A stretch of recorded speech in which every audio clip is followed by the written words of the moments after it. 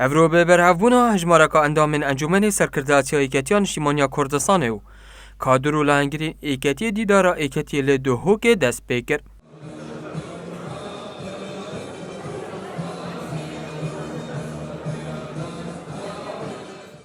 لی دست بکا و دیداره اندام سرکرداتی ایکتی بحث لگرینگیا و دیداره کرو به تایبت لسنور دورا بهدینان و دانه دیار کرن که بادینان دروازه شورشا نویا گلیمه دەڤەری بادینان بۆ یەکێتنی شیمانی کوردستان جەوهەری خەبات و تێکۆشانی یەکێتیە کە یەکێتی بەبێ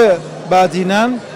حزبێکی ناوچەیی و لۆکاڵی دەبێنێتەوە بۆیە جەوهەری خەبات و تێکۆشانی یەکێتنی شیمانی کوردستان بە چاوکردنی بادینانە و لەسەر ئەوە یەکێتی خەباتی خۆی لە بادینان دەست پێ کرد و لەسەر ئەوەش نارانی یەکێتی و نارانی بزوتەی کوردایەتی بە هەموو شێوازێک هەوڵیان داوە یەکێتنی شیمانی کوردستان لە بادینان دوور بخەنەوە بۆیە یەکێتی بەبێ بادینان ناتوانێت کوردستانی بێ بۆیە بۆ بابەتێکی جەوهەریە بۆ یەکێتنی شیمانی کوردستان بەبێ تێکۆشەرانی یەکێتی لە بادینان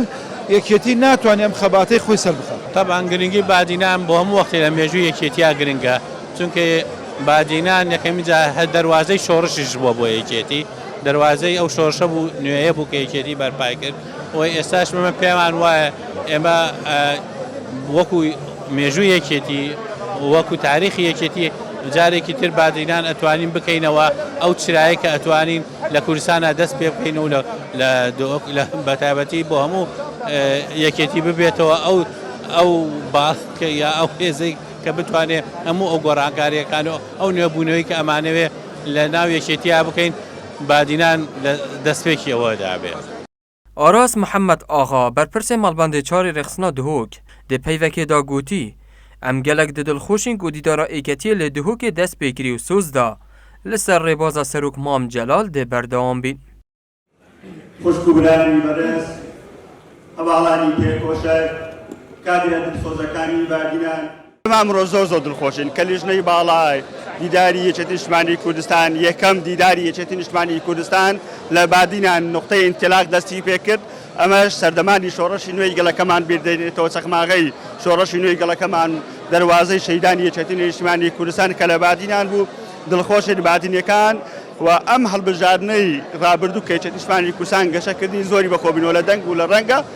وای کرد یەکێتی نیشتیمانی کوردستان دووبارە ئێمە سیاسەتی نوێ و بەکاری نوێ بین لە بادینان و دیداری یەکێتی نیشتیمانی کوردستان یەکەم وێزگا لە بادینان دەستی پێ کرد و بەرەو شارەکانی تر ئێمە سوپاسیان دەکەین دڵخۆشین دڵنیان دەکەینەوە کە لەسەر ڕێبازی جەنابی سەرۆک مام جەلال و یەکێتی نیشتیمانی کوردستان بادینەکان لە هەمیشە بەردەوام و بەردەوامیش دەبێت. ده بشکیدی دیدارا ایکتی دا کو گنج و تدا بشدار ببون هیوی خواستن کو ایکتی گرینگه کازرتر به تخا گنجام بدد و دلیوین کاری بو بهنه دابین کرن. دیدار ایکتی بو ایکتی گلک گرینگ بو تایبت الباطنیان حتی دست بکرن و تایبت بو تخاجنان لازم تخاجنان ایکتی و گرینگی بدت جنان کتناف کرت حزبی داد ناف کرت کدا پتر گرینگی پدادان جنان رول جنان و بو ما هستا که خوش بو وک اول دیدار الباطنیان حتی کرن. ام هیوید کین اف لجنت پیرابند بو في دیداره گرینگیه که بدن تخا گنجان و تایبت بادینان لاین ایکتی نیشتیمانی کردستان افریکل بادینان گلک اهمال کلیه دامزراوت حکومت دا نافند خواندن دا هیویه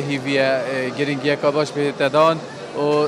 دعما گنجا بهده کنه دکتر شین خدمت آفی پارتی وی ولاتی بکن. لدست پیکا هیوا گلان هدی دیدارا ایکتی هیتا انجام دانو دنوکه دا وکو برهوی و گهداری کرنا راو بوچونان لسنور پارزگاه دهو که دیدارا ایکتی دست بکریه و لجنه دیار کری هاتی ندانان بو گهداری کرنا گله و گازندوین کادرو لاینگرین ایکتیه و مرمجی نیبونه ویا ایکتیه پیرو کرن ربازت تیا پیروزین لبر روشنایا پیونتا دی سرفراز کین دلزاران جدهو که بو بادینان هاتی سامی